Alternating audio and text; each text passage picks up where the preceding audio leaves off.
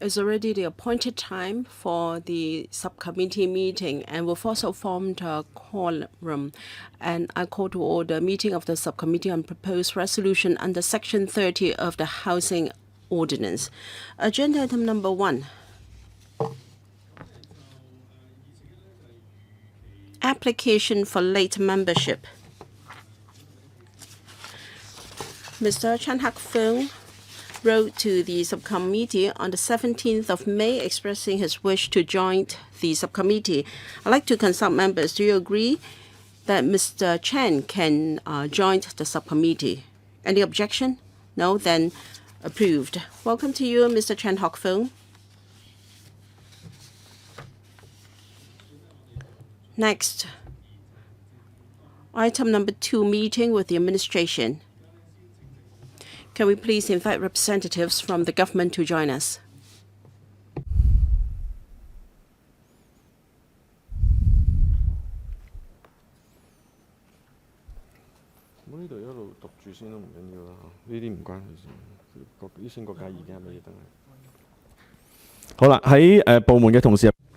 While the officials are coming in, members, please note that we are dealing with a proposed resolution that requires positive vetting by the Council. And that is the proposed resolution under Section 30 of the Housing Ordinance. And that is the Housing Traffic Contraventions Fixed Penalty Bylaw, Cap 283C. Members, please consider whether we want to invite views from the public on the proposed amendments. Members, do you have any view on this? Do we want to invite public submissions? All right, I believe the proposed resolution is rather straightforward. There isn't any need to invite written submissions either. I believe we can deal with the proposal quite quickly. We now proceed to discuss the bylaw. I give the floor to the administration to explain the proposed amendments to us. Chair, am I coming through? Can you speak closer to the microphone? Yes, we have prepared a legible brief to members, and we have set out our proposed amendments. We intend to amend the Housing Traffic Contraventions Fixed Penalty Bylaw, Cap 283C. The purpose of the amendment is because the Housing Authority will issue fixed penalty notices, and one of the payment instructions is by post. The date on the notice will no longer be valid after October, so we propose to amend the bylaw so that people can post a payment to a correct postal address. This is similar to other pieces of legislation on fixed penalty notices. So we will put in place a hotline and also the website for the Treasury. Members of the public can find out the correct postal address of the Treasury should they want to send in payment by post. Now, we have adopted a postal box in Sam Shui Po. And there are also technical amendments. That is HTTP of the website. There is no S there. We propose to add HTTPS to tighten security. So these are the two main amendments. Regarding the legislative timetable, allow me to speak on this again. We intend to move a motion to amend the bylaw at the council sitting dated the 5th of July. If members have no objection to the proposed motion, we will give notice to the Secretariat as soon as possible. I pause here. Question, Chair. Thank you. And I open the floor to members. Each member can have up to 5 minutes for questions and answers. Mr. Lai Tong Kwok, you go first. Thank you, Chair. I understand that you have to amend the bylaw because of the planned relocation of the Treasury, and the PO box will not be used anymore. And in future, you're not going to designate a PO box on the payment notice. Instead, you will ask them to check your website. Now, for payment of fixed penalties, I'd like to know the percentage sent to you by post. You want them to answer that question first? Yes, please. For your information, for fixed penalty notices issued by the Housing Department, most of them are paid at post office. That account for about 30%, and by PPS about 6%, ATM 23%, internet payment 15%. By post, in fact, there is none. Because probably they don't want to fix a stamp, etc. So if people really want to send you the payment by post, they have to find out the address from your website. I've tried using your website. I have to go through 6 to 7 pages before I can find the address. Why do you have to be so indirect? Why don't you stick to the current practice? You just designate a PO box for the Treasury, given that the number is so few. You don't really have to rent a big PO box, or you can receive it at your office. Why do you have to be so indirect? People have to click onto your website, and after a long time before they can find the postal address. Now, we have done some consultation before proposing this amendment. We understand that for many fixed penalty notices, they use the same way to amend their postal address. That is, instead of putting an exact address on the notice, they direct people to a hotline or our website. So for clarity's sake and consistency, we go by this route to avoid confusions. I believe the number of users will be limited.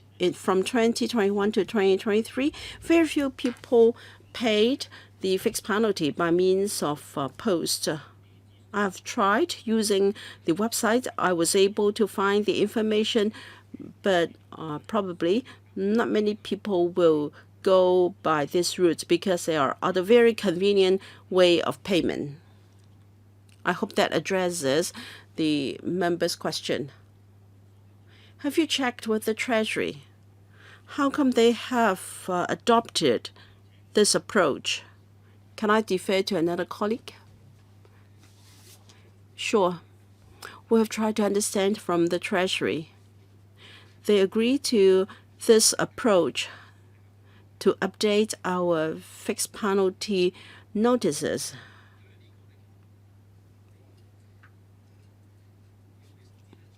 As far as we know, there have been a few recent amendments for payment instructions. They have adopted the same way. So we want to be consistent. My question is, have you tried to understand from the Treasury how come they want to adopt this new approach? You just told us what you had done, but you failed to explain why such a change. Any supplement to your answer?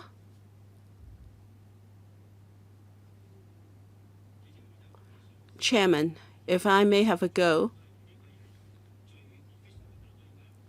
I think the most official reply should come from the Treasury. I believe by adopting this means, now the current address may be Samshui, but then the address may change again in the future, and they don't want to come back to the council for another round of amendment. I think that is the rationale behind their change. Well, I think when they relocate, for sure they will relocate to government premises. Usually a building will be in use for a few decades. I don't think it will be the case of the renting a commercial building and having to move again in 5 or 6 months. They have been in their current address at Wan Chai government offices for more than 3 decades. I believe this question is not really for the Housing Department to answer. I will follow up on another occasion. Thank you. Mr. Dominic Lee.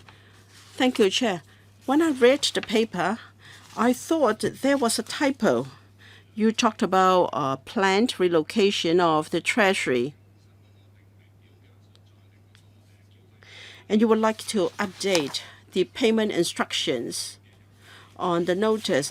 And instead of putting a proper address there, you're going to add the Treasury's hotline and homepage in order to facilitate the public to ascertain the Treasury's postal address. So you are not going to include a postal address. I understand that this because of the planned relocation. Why don't you just assign or designate address during the interim? People can send to that address, and both addresses will do. Why don't you do this? I believe people who go to pay the fixed penalty by payment are elderly persons. So if even Mr. Lai Tong Kwok could not find the address, then I believe, well, ordinary elderly persons are not like Mr. Lai, who used to be a director of the government. Well, according to the Treasury's information, the future postal address will be P.O. Box 28000, Samshui Post Office. They're really going to have an address. I believe they don't want to bother the council once again to amend the bylaw should there be another relocation. I believe this is a feasible option and also consistent with the approach for payment instructions of other fixed penalty notices. So I don't believe there will be any confusion. If the presentation is different from other fixed penalty notices, then members of the public may be confused. They have to find out why. And we have decided to be consistent with other fixed penalty tickets. In fact, other fixed penalty notices have been amended in the same manner. Well, if the other departments are not doing it the best way, that doesn't mean that you have to follow them. I'd like to know whether they will change their address frequently. If so, how frequent? When was the last time their postal address was changed? How come they are so worried that once they change to a new address again, they will bother the council? Yes? Deputy Director, it is hard for us to say on behalf of the Treasury. We cannot guess when they will move again. When was the last time they changed their address? Any information from colleagues? I'm afraid we don't have such information with us. Any follow-up? Okay, thank you. Next, it's my turn.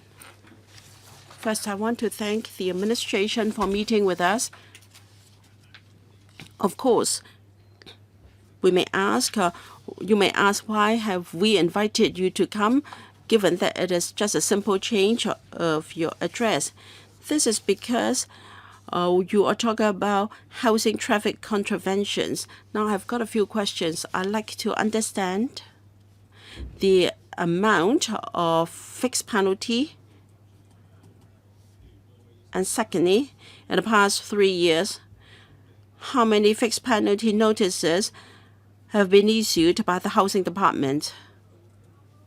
Because I'd like to have a breakdown of different categories. And I've got a real case here. In some PRH estates, we notice that very often the car parks are being run or under link read. There are problems arising from this, affecting residents. Take Wan Chai Estate in Taiwan as an example. At the gate of the car park, the drop bar is not long enough. There is some space for people to walk through, but it's also wide enough for motorcycles to go through. As a result, motorcycles can go in and out on their own. And as a result, there is illegal parking of motorcycles. I'm not talking about the food deliverers. Rather, in the evening or at night, they might be illegally parked by the roadside of Wan Chai Estate. I have followed up on this issue. I've asked Link Read to lengthen the drop bar. However, in the process, we came to understand that for PRH estates to enforce the law, what they can do is to lock the vehicles. That's the last resort. When only a single-digit number of locks have been distributed, those wheel locks, and so the management do not have enough wheel locks to address the problems. I'd like to know whether there has been any improvement. Also, according to my understanding, in terms of enforcement strength, is not as good as expected. Have you estimated the impact of the situation on the residents of that estate? Thank you. Thank you, Chairman. Regarding the enforcement action in Wan Chai Estate, I will invite Ms. Ao to answer that. I will answer your questions regarding fixed penalty. For each fixed penalty tickets, the contraveners will have to pay 320. In the recent 5 years, we have issued about 33,000 fixed penalty notices. Is it every year? We have issued 33,000 in the past 5 years. So 6,000 notices per year. I will make a report on the Wan Chai Estate situation. As you've mentioned, the road was under the purview of Link Read. The drop bar of the gate is too short, such that some motorcycles can go through. And the illegal parking of these motorcycles is quite serious. As soon as we noticed that this is happening, we had a meeting with the Link Read. Upon discussion, Link Read has lengthened the drop bar of the gate. After that, the illegal parking situation has improved. But however, the motorcycles are still able to go in, get through the drop bar. So at the black spots of illegal parking, we have built some pillars such that motorcycles cannot go through.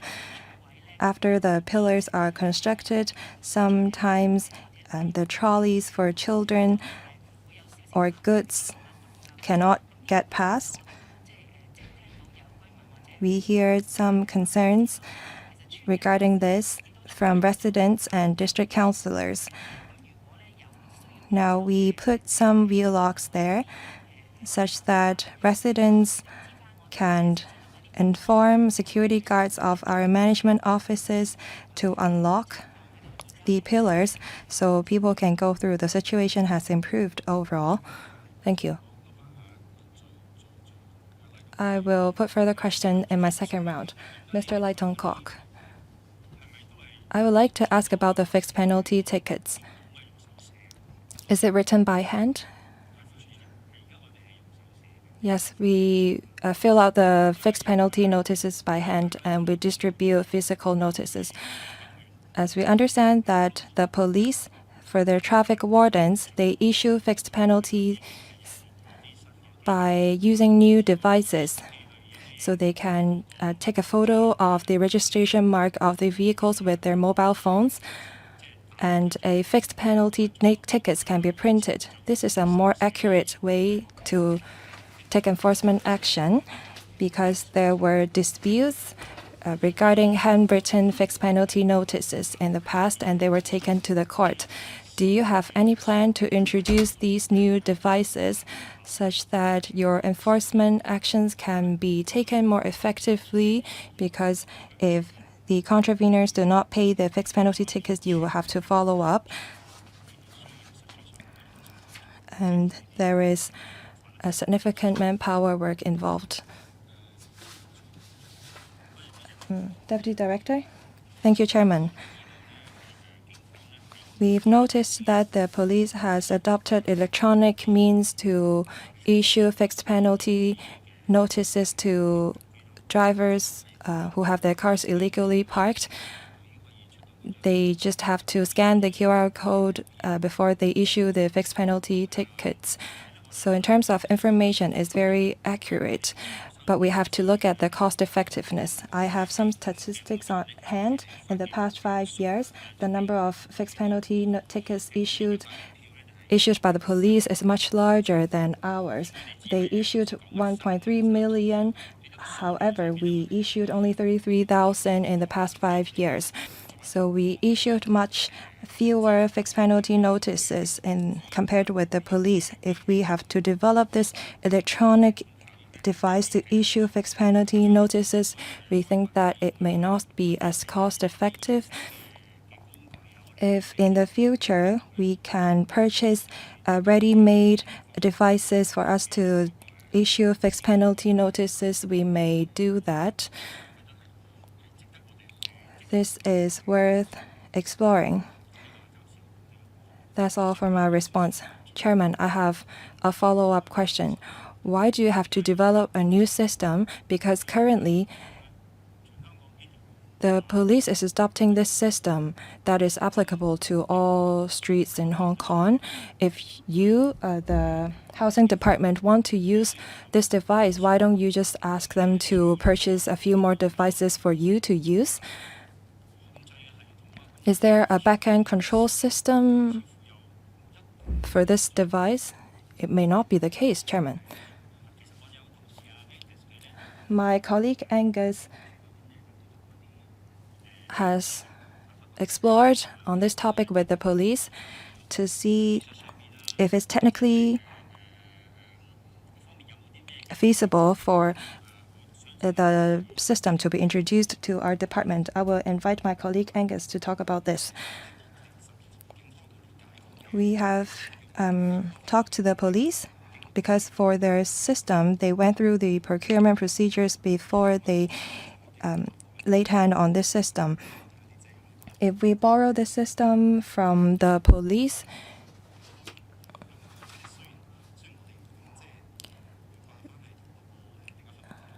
although we are both issuing fixed penalty notices,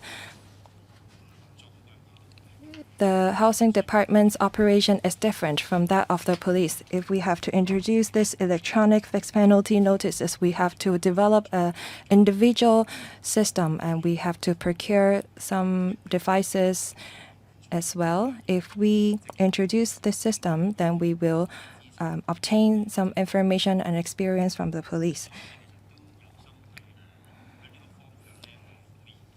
We do want to explore this suggestion, but technically there are certain difficulties that we have to address.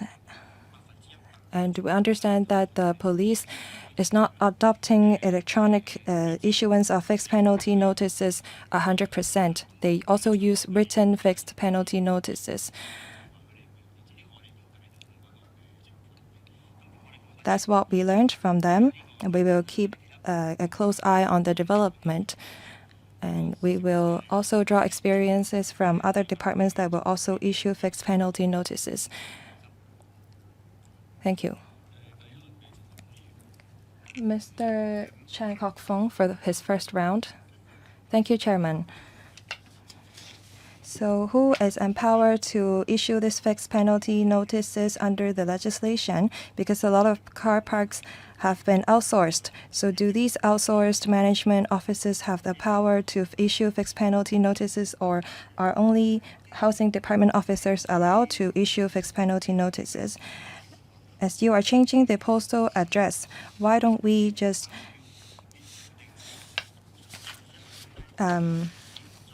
say that the postal office, the postal address, or the payment should be paid to the postal address set out in the payment instructions?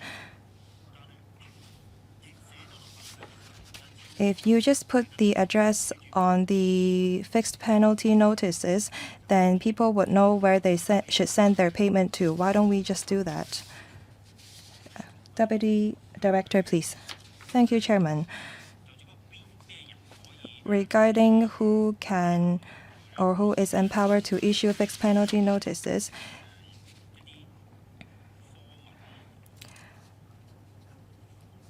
some foremen and officials are authorized by the housing department to issue these tickets. As for outsourced security guards, they are not empowered to issue fixed penalty notices, but we do empower them to lock or impound the cars.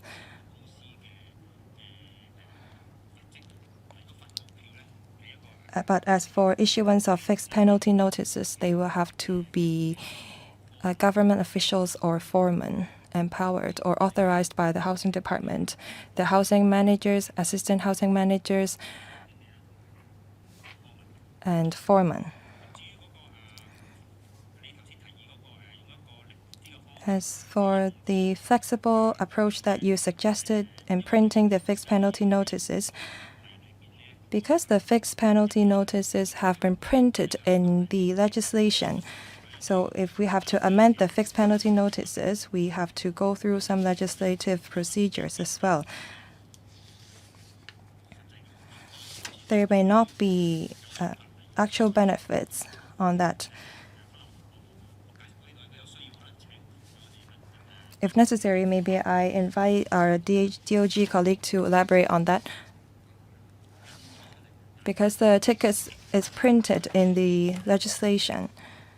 Chairman, I would like to follow up. If only housing managers are allowed to issue fixed penalty notices, then there are only very few people who can issue these tickets in an estate, because sometimes the housing managers are responsible or oversee a few estates. Can we, through legislative amendment, improve on this area as well? Chairman, there are 4 public officers who can issue fixed penalty notices. There are foreman, housing manager. There are a lot of them, including foreman and housing manager, as well as assistant housing manager. So on a day-to-day basis, mostly foremen or uniformed officers will patrol and issue fixed penalty notices. Chairman, I'm curious, how many foremen are there in an estate? For Saiwan Estate, I understand that there is no foreman under housing department because the entire management matters are outsourced. Chairman, when there is emergency or urgent cases, we can impound the car or lock the car. The foreman will form a team and will patrol the black spots at night, because there may be disputes arising from issuance of fixed penalty notices. So we make use of uniformed foremen to take these enforcement actions. They can impound the car, and they have such facilities or devices to do so. Thank you. Thank you. Now it's my turn to follow up. I thank the Deputy Director for his responses. Now, Mr. Chan Hock Fung refer to this issue, and that is personnel that can issue fixed penalty notices must be housing department staff, and their office hours are from, say, 8 a.m. to 8 p.m. or so. Is that really the case? And secondly, I'm not encouraging the housing department to substantially increase the number of fixed penalty notices. Still, we have received comments from residents that illegal parking is a nuisance to residents. So from the perspective of residents, shouldn't you enforce the law and enhance your enforcement action? Only 6,000 odd notices per year is on the low side. And maybe I am asking for too much. According to the law, you can only issue fixed penalty notices when there is illegal parking. But someone from Siu Sai Wan Estate has recently reflected to us that there are bikes using pavements. Now, if that happens within the PRH parameters, can you enforce the law so that elders and kids will not be affected by traffic accidents per se? Well, there is nothing in the law on when such notices can be issued. It can be issued around the clock. It depends on the number of complaints, the circumstances of the PRH development, and whether there are black spots. So your colleagues come back in the evening. Yes, some of our foremen come back in the evening to take action. Such notices can be issued at night. We do organize nighttime operations. When it comes to bikes, it has got nothing to do with the current amendment. This is about housing estate management.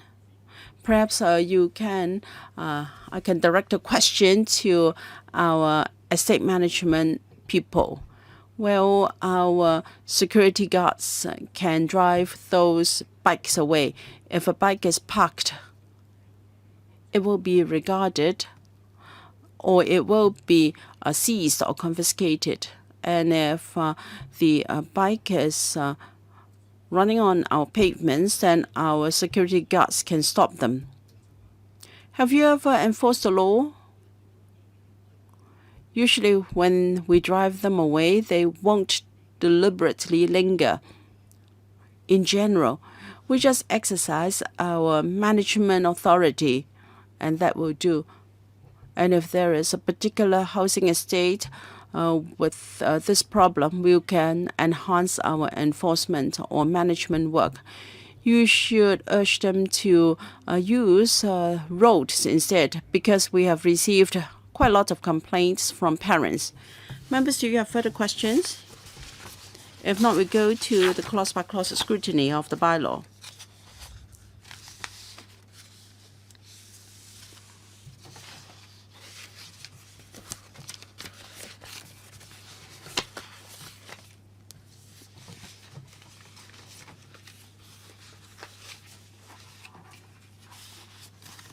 Yes, Housing Department.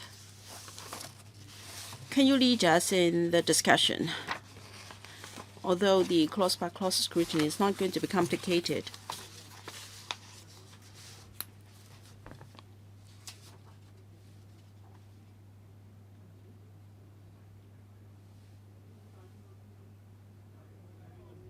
Which one from the administration?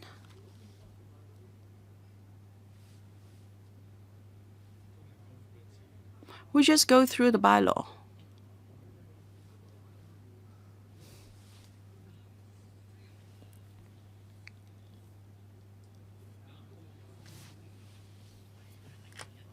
Or we should start with page 001 of the bylaw.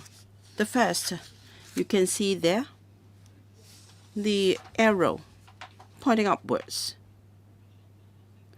We have deleted Hong Kong Housing Authority. substituted by forms. This is a proposal from the DFJ because it is the same with other pieces of legislation. Speak closer to the microphone. Because in other bylaws, they don't have the name of the department. Now, because these are forms in the schedule. Yes, please go on. Page 2. This is the Chinese version of the form. Instead of 香港房屋委員會 meaning Hong Kong Housing Authority, we have the two Chinese characters, 表格 meaning form. Members, if you have questions, feel free to raise your hand. Next.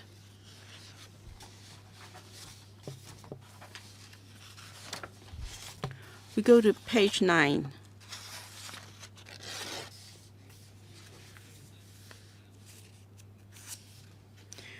We no longer use the old URL.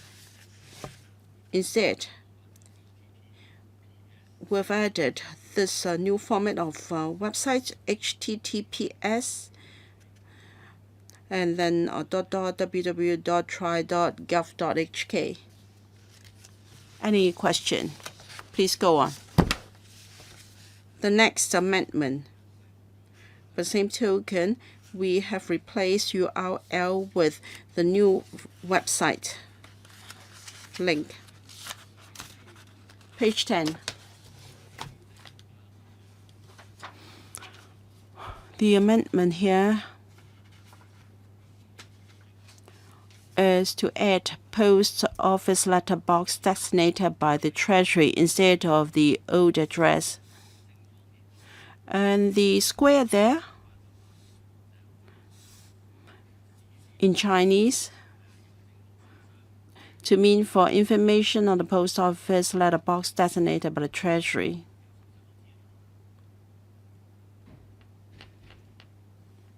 Okay, please go on. And then the triangle is to repeat in English what was said in Chinese just now. Same here for 7. Page 11. Or next. The arrow, the first arrow. Again, we have replaced URL with HTTPS. The square to replace URL with HTTPS.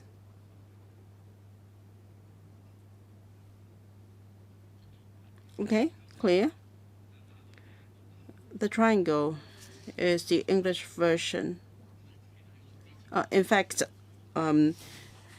that's already a similar amendment in the previous page. Yes? Any more? Page 16 and 17. Page 16. Similarly, URL replaced by HTTPS, and the arrow pointing downwards, the same, though in English.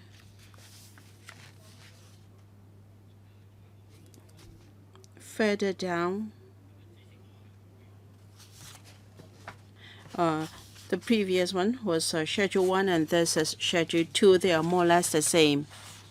Okay, it's just a repetition of what appears previously. They're the same, yes. Thank you. Members, do you have any comments? If not,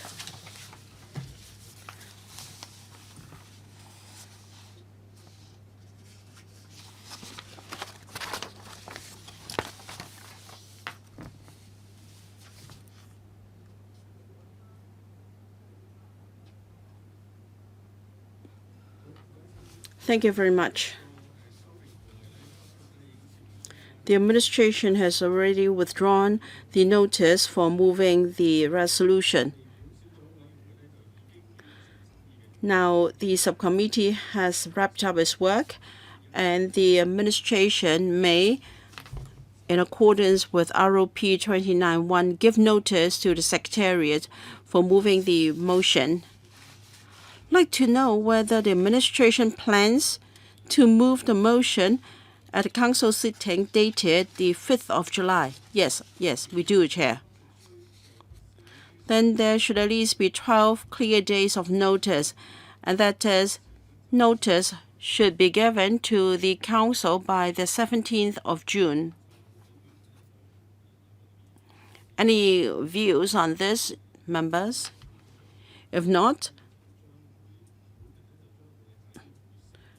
I'm going to report to the House Committee on the work of the subcommittee on the 16th of June.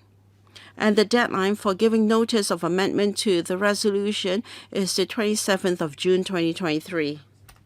Thank you. Yes? 27. AOB. Do we have an AOB? If not, then the meeting is adjourned. Thank you very much.